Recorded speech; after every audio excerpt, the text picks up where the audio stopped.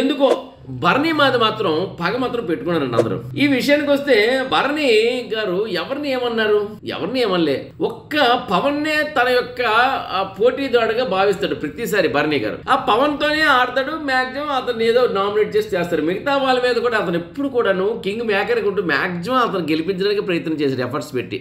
అలాంటిది మన భరణి గారి మీద ఎందుకు అందరికి పగ? ఇప్పుడు చూడండి ఒకసారి, భరణి గారు ఆడేటప్పుడు ప్రత్యర్థి ఇంకొకరు ఉంటే ఆ వ్యక్తి వైపే రితు కమాన్ అంటారు, లేదా కళ్యాణ్ కమాన్ అంటారు, లేదా పవన్ కమాన్ అంటే మిగతా వాళ్ళకే వచ్చిన సపోర్టు అంతగా భరణి గారికి రావట్లేదని క్లియర్ గా తేటతెల్లమవుతుంది. అంతేకాకుండా నిన్న డెమాన్ అంటారు, మీ ముగ్గురులో ఎవరో ఒకరు గెలనరా అంటున్నాడు. మీ ముగ్గురులో ఎవరికన్నాడు? సంజన దగ్గర ఇమాన్యులు, రీతు, కళ్యాణ్. మరి అక్కడ భరణి గారు గెలిస్తే ఇతనికి ఏంటంటే నొప్పి, సుమన్ గెలిస్తే ఏంటంటే నొప్పి, మీ ముగ్గురులో ఎవరో గెలనరా అంటే ఏంటిది? అంటే ఇక్కడ ఎందుకు భరణి గారు అంటే ఎందుకు అంత ఇది, సుమని గారు అంటే ఎందుకు?